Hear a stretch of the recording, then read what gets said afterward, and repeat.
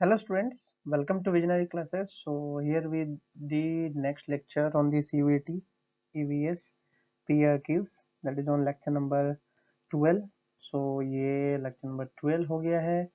अब हम previous जितने भी lectures हमारे थे जिसमें 11 lecture complete हो चुके हैं हमारे, तो इसके बाद हम 12th lecture में पहुंच चुके हैं. ठीक है, तो प्रिपरेशन काफ़ी तेज़ी से चल रही है. आई होप कि सारे स्टूडेंट्स जो हैं काफ़ी अच्छे से प्रिपरेशन कर रहे होंगे.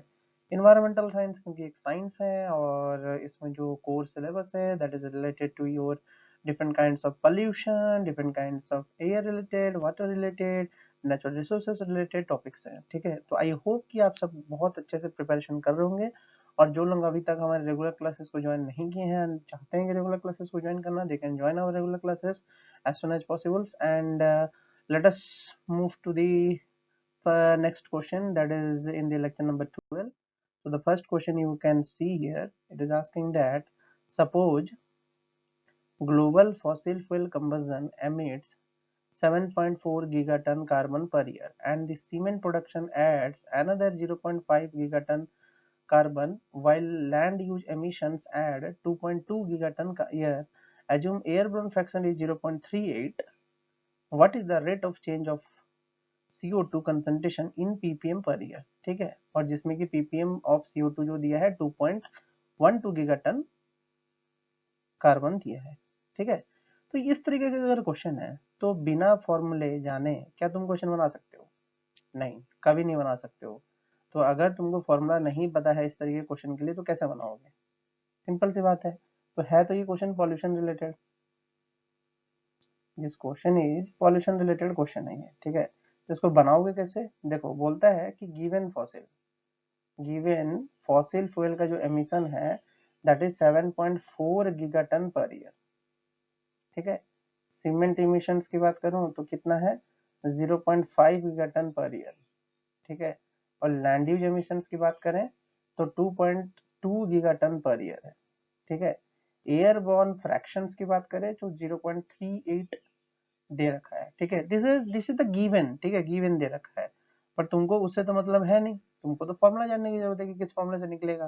तो अगर हम बात करें formula rate of change of CO2, ठीक है, that is equal to delta CO2 होता क्या है? Total emissions into airborne fraction. ठीक है, और फिर बात आती है कि हमको क्या कन्वर्ट करना है? हमको पीपीएम में कन्वर्ट करना है. तो हमको क्या करना होगा? 2.12 गीगाटन पर पीपीएम CO2 लिखना होगा. ठीक है, नीचे में डिवाइड करने के लिए, तो उससे आपका आंसर निकल जाएगा. तो इसकी जो टोटल वैल्यू आ रही थी 7.4, 0.5 एंड 2.2, इसकी जो टोटल वैल्यू ये बन के आ रही थी वो कितना बन के आ रहा था तुम्हारा? 1, and here you can see it is giving 10. ठीक है, तो 10.1 upon 2.12 into 0.38, this was the. ठीक है, क्वेश्चन. ठीक है, ये क्वेश्चन का आंसर था. तो इसकी वैल्यू जो थी वो थी 1.8 ppm CO2 पर ईयर. ठीक, ये चीज क्लियर है? This is clear.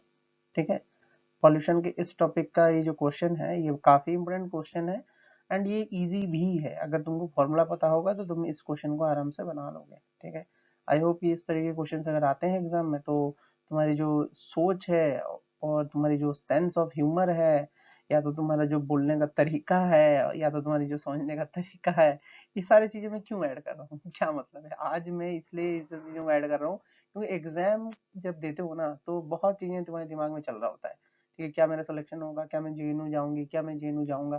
तो ये जो होता है ना दिमाग में, उस चीज को क्लियर करो. उन सब चीजों से कुछ नहीं होना है. ठीक है, प्रिपरेशन करो अच्छे से, तैयारी करो अच्छे से और निकालो. ठीक है, जो रेगुलर बैच के स्टूडेंट्स हैं उनको लिए तो डेफिनेटली ये सब बूस्ट ऑन होता ही रहता है, लेकिन जो मेरे यूट्यूब के स्टूडेंट्स हैं उनके लिए मैं अगेन बताना चाहता हूँ कि वो इन सब चीजों को अच्छे से क्वेश्चंस को करते हुए जाए. ठीक है, प्रीवियस ईयर क्वेश्चन बहुत इंपॉर्टेंट है तुम्हारे सीयूईटी एग्जाम्स के लिए, क्योंकि हर क्वेश्चन अपने तरीके से एक साइंस लेके आता है, तो उस साइंस को पढ़ने की जरूरत है. क्लियर? चलते आगे नेक्स्ट क्वेश्चन. तो नेक्स्ट क्वेश्चन में पूछ रहा है कि which element controls the heart beat in human. देखो, कभी कभी सुना भी नहीं होगा हार्ट बीट जो है वो किस के वजह से कंट्रोल होता है. तो बोलता है कि सोडियम आयन जो है वो मेजर रोल प्ले करता है in the activity of the heart. Their influx via sodium channel increases the membrane, ठीक है, पोटेंशियल ऑफ द सेल, ठीक है, membrane potential of the cell को कौन इंक्रीज करता है, तुम्हारा सोडियम इंक्रीज करता है। This causes depolarisation of the cardiac muscle का डीपोलराइजेशन होता है and triggers an influx of calcium ion inside the cell which increases the depolarisation even more, ठीक है। डीपोलराइजेशन समझते हो क्या होता है, what do you mean by depolarisation, ठीक है। पहली बात तो सोडियम की बात बता ही दिया कि सोडियम है क्या, ठीक है। दूसरा चीज क्या बोला कि डीपोलराइजेशन, तो अगर मैं डीपोलराइजेशन की बात कर रहा हूँ तो ये डीपोलराइजेशन होता क्या है, कोई पूछेगा व्हाट इज डीपोलराइजेशन, तो what do you understand by depolarisation, ठीक है। डीपोलराइजेशन अगर हम बात करते हैं तो डीपोलराइजेशन क्या सेल है कि कभी कभी क्या होता है कि तुम्हारा जो मेम्ब्रेन होता है, ठीक है, कौन सा मेम्ब्रेन, अगर हम बात करें न्यूरॉन्स की, ठीक है, न्यूरॉन्स की, उसमें क्या होता है, उसमें रैपिड राइज होता है, जैसे सिग्नल आता है अचानक से न्यूरॉन में तो उसमें रैपिड राइज होता है, पोटेंशियल बढ़ जाता है, ठीक है। डीपोलरेशन में क्या होता है कि तुम्हारा इनिशिएट होता है, opening of the sodium ions घुसता है, प्लाज्मा मेम्ब्रेन में जाता है और तुम्हारा ताकत को वो बढ़ाता है, ठीक है। तो वो क्या बोल रहा है, डीपोलेशन का मीनिंग क्या समझते हो, समझ में आया, अगर मैं बताना चाहूँ तो इसमें ये बोल रहा है कि the movement movement of the cells, अगर हम बात करें टेक्निकली हम बात करते हैं मूवमेंट्स, थोड़ा एम है ये, एक मिनट, 1 मिनट प्लीज, ओके। अगर हम बात करते हैं, देखो मूवमेंट्स, एक minute, movements of a cells membrane potential to a more positive value, ठीक है, इसको क्या बोलते हैं, डी पोलराइजेशन, ठीक है।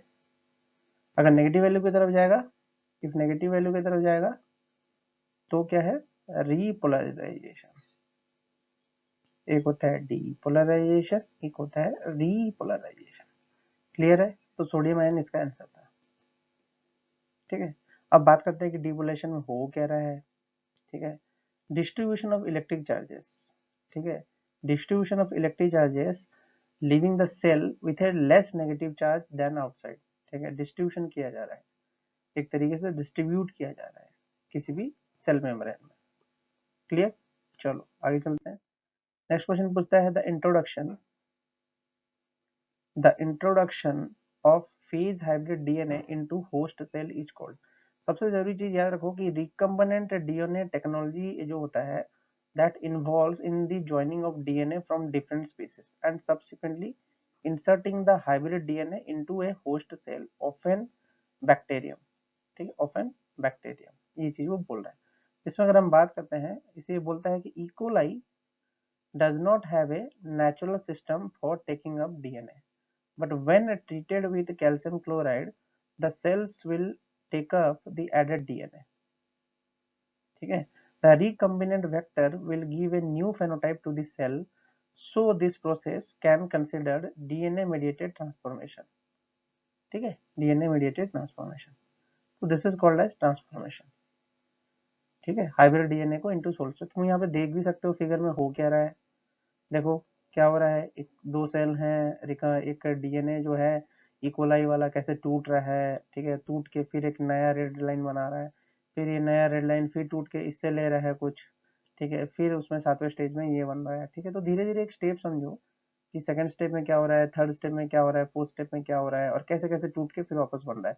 ये जो येलो है ये तोड़ता है, ये तोड़ता है, ये तोड़ के ट्रीट करता है, कैल्शियम क्लोराइड डालोगे तो ये जो सेल है ये टूटेगा, डीएनए का जो स्ट्रक्चर है ना दैट विल ब्रेकअप होके नया सेल बनाएगा, तो वो जो स्ट्रक्चर जो दिख रहा है तुमको ट्रांसफॉर्मेशन का, वो हो रहा है।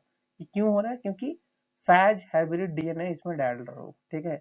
अब ये कोई भी पूछ देगा ये फैज हाइब्रिड डीएनए क्या है, ठीक है, फैज हाइब्रिड डीएनए, ओके। अगर ये कोई पूछा तो क्या समझ रहे हो, इसका मीनिंग क्या समझ रहे हो?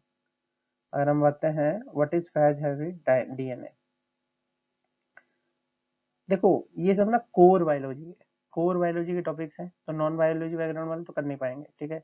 कॉस्मिड वेक्टर्स होते हैं, कुछ होते हैं कॉस्मिड वेक्टर्स जिनको हम हाइब्रिड्स बोलते हैं, ठीक है, are hybrids between plasmid and phage के बीच का वो हाइब्रिड होते हैं। तो ये हाइब्रिड डीएनए क्या है, इस तरीके से अगर हम बात करें, what do you understand bye hybrid DNA? अगर हम बात करते हैं हाइब्रिड डीएनए होता क्या है, ठीक है। रिकम्बेंट डीएनए क्या होता है? डीएनए मॉलिक्यूल जो फॉर्म्ड होता है वो लेबोरेटरी में अगर बनाया जाए, किसी भी डीएनए मॉलिक्यूल को अगर लेबोरेटरी मेथड से बनाया जाए तो उसमें क्या करोगे? जेनेटिक रिकम्बिनेशन करोगे, जीन्स का रिकम्बिनेशन करोगे, ठीक है। क्या करोगे कि मल्टीपल सोर्सेज से जेनेटिक मटेरियल लाओगे और उनको अलग तरीके से सीक्वेंसिंग करोगे, जिससे कि वो एक हाइब्रिड डीएनए बने, ठीक है। तो इसमें भी वही हो रहा है कि इकोलाई जो होता है नेचुरल सिस्टम में डीएनए नहीं बनाता है अपना, ठीक है। जब उसको कैल्शियम क्लोराइड से ट्रीट करते हो तब वो अपने आप एक एडेड डीएनए को अपने अंदर ले लेता है। ये चीज वो बता रहा है, दिस इज वेरी इजी, कोई बड़ा चीज नहीं है। लेकिन जो प्रोसेस है तुमको याद रखना है कि ये डीएनए मीडिएटेड ट्रांसफॉर्मेशन होता है, इसलिए इसको हम ट्रांसफॉर्मेशन प्रोसेस बोलते हैं। चलो आगे बात करते हैं। ये देखो क्वेश्चन दिया है कि तुम्हारा extracellular protein produced by the mycorrhizal fungi that helps in the stabilizing the soil aggregate structure and decrease the soil erosion is ग्लोमालिन। ग्लोमालिन क्या है? ग्लोमालिन इज ए टाइप ऑफ है glycoprotein produced by the upsural mycorrhizal fungi in the phylum Glomerulosciota, ठीक है, contributes to the mitigation of cell degradation, cell degradation को रोक रहा है। कैसे होता है? देखो पहले तो फॉर्मेशन होगा, प्राइमरी पार्टिकल्स बनेंगे, ठीक है, फिर धीरे धीरे माइक्रो एग्रीगेट्स में कन्वर्ट होंगे। कैसे? क्योंकि लिथिफिकेशन होगा, दोनों एक दूसरे चिपकेंगे, फिर माइक्रो एग्रीगेट्स चिपकेंगे, फिर ऑर्गेनिक बाइंडिंग एजेंटिंग बनेगा, ठीक है, फिर वापस से ये टूटेगा, डिसइंटीग्रेट होकर यहाँ पहुंचेगा। तो ये ग्लोमालिन कर क्या रहा है? ग्लोमालिन का काम यही है कि ये एक फंगाई है, ठीक है, एक प्रोटीन फंगाई है जो कि बना रहा है, कौन? माइक्रोराइजियल बना रहा है। वो हेल्प क्या कर रहा है कि सॉइल को एक दूसरे से चिपकने के लिए, ताकि सॉइल इरोजन कम हो, ठीक है। यही जो तुमको व्हाइटिश व्हाइटिश कलर का दिख रहा है, दिस इज माइक्रोराइजिया। कर क्या रहा है? ये तो बना रहा है, सॉइल एग्रीगेट को पास पास ला रहा है, स्टेबलाइज कर रहा है, ठीक है। जैसे ही ये तुम्हारा माइक्रोराइजिया डिस्टेबलाइज हो जाएगा, डिसइंटीग्रेट हो जाएगा। बहुत ईजी है, कोई बड़ी चीज नहीं है, ठीक है। इस फिगर से ही तुम इसको समझ सकते हो, ठीक है। फिर आता है भाई तुम्हारा, बोलता है ये फेनोटाइपिक प्लास्टिसिटी के बारे में। ये बोलता है the ability of a genotype to generate more than one phenotype depending on the environmental condition is called as, ठीक है। फेनोटाइप प्लास्टिसिटी है, ठीक है, can be defined as the ability of individual genotype to produce different phenotypes when exposed to different environmental conditions. The phenotypic plasticity in a plant includes the timing of a transition from vegetative to reproductive growth stage, the allocation of more resources to the roots in the soils that contains low concentration nutrient, and the size of the seeds an individual produce depending on the environment and the alteration of the leaf size and thickness. Leaves are particularly plastic and their growth may be altered by the light level. समझ में आया क्या बता रहा है? कि देखो अगर तुम फेनोटाइपिक प्लास्टिसिटी इंट्रोड्यूस करोगे किसी भी प्लांट में या किसी एनिमल में, तो उसमें होगा क्या? उसमें मॉर्फोलॉजिकल चेंजेस आएंगे, मॉर्फोलॉजिकल, ठीक है, न्यूट्रिएंट लेवल पे चेंजेस आएगा, न्यूट्रिएंट्स, मॉर्फोलॉजिकल, इन सब लेवल पे उस पे चेंजेस आएंगे ही आएंगे। क्लियर? इन सब तरीके के चेंजेस उनमें दिखेंगे ही दिखेंगे, मॉर्फोलॉजिकल, न्यूट्रिएंट्स, इन सब तरीके का चेंजेस दिखेगा। तो जब इन सब तरीके का चेंजेस दिखेगा उनमें, तो क्या होगा? जब इन सब तरीके का चेंजेस उनमें दिखेगा तो उनमें होगा क्या? What will happen in those things? वो अलग अलग इन्वायरमेंट में सर्वाइव कर सकते हैं, ठीक है।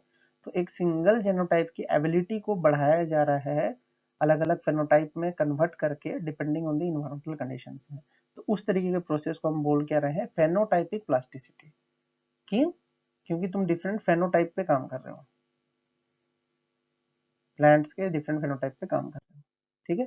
यहाँ पे तुम देख सकते हो फेनोटाइप्स की अगर हम बात करें, ठीक है, development at A low temperature देखो किस तरीके से हुआ है, development at A high temperature किस तरीके से हुआ है, इसमें भी देखो development at A low temperature कैसे हुआ है। ये तुम्हारा अगर बात करें ये फ्लाई है, मतलब मच्छर की बात करते हैं, ठीक है, लो टेम्परेचर में बड़ा ग्रो किया, हाई टेम्परेचर में कम ग्रोथ किया।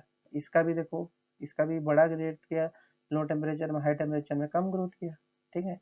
तो ये अलग अलग तरीके से स्विच करता है, अलग अलग इन्वायरमेंट कंडीशन में जो स्पीसीज है अलग अलग तरीके से उसकी ग्रोथ होती है, रिप्रोडक्टिविटी अलग तरीके से बनती है। वही चीज वो समझा रहा है कि ये एबिलिटी में बदलाव लाना, इस एबिलिटी में बदलाव लाना अलग अलग फेनोटाइप्स को बना के, इसी चीज को हम बोल रहे हैं हमारा प्लास्टिक फेनोटाइपी, ठीक है। प्लास्टिक फेनोटाइप का मीनिंग ही यही है, इस तरीके से तुम उसमें बदलाव ला रहे हो, ठीक है। प्लास्टिक फेनोटाइप का मीनिंग समझ में आया। तो चेंजेस किस में आना चाहिए, ऑर्गेनिज्म के बिहेवियर में। पहली बात, प्लास्टिक फेनोटाइप में हो क्या रहा है, ऑर्गेनिज्म के बिहेवियर में चेंजेस आ रहा है, मॉर्फोलॉजी में चेंजेस आ रहा है,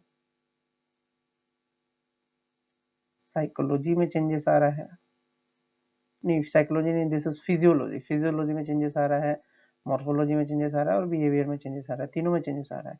तभी तो इतनी स्टडीज हो रही है, हिमालयन में अलग तरीके की स्टडीज, मैंग्रोव्स में अलग तरीके की स्टडीज, तुम्हारा ग्राउंड वाटर में अलग तरीके की स्टडीज, एक्वाटिक एनिमल्स की अलग तरीके की स्टडीज, तो अलग अलग तरीके की स्टडीज होती है इन चीजों को चेक करने के लिए, किनको, फेनोटाइपिक प्लास्टिसिटी को चेंज करने के लिए, ठीक है, ताकि एक यूनिक इन्वायरमेंट में कैसे एक ऑर्गेनिज्म बिहेव करेगा वही चीज को देख रहे हैं, ठीक है। This is called as phenotypic plasticity, ठीक है। आई होप कि ये क्वेश्चन जो है आप सबको अच्छा लगा होगा और आई होप कि आप सब एग्जाम में बहुत बढ़िया करोगे, ठीक है। जो लोग अभी तक अच्छे से प्रिपरेशन शुरू नहीं किए हैं, they should watch all the videos of this UET 2022। Now we are all prepared for the 2023 and we are going to discuss some more questions in the next classes, ठीक है। All the best, have a nice day.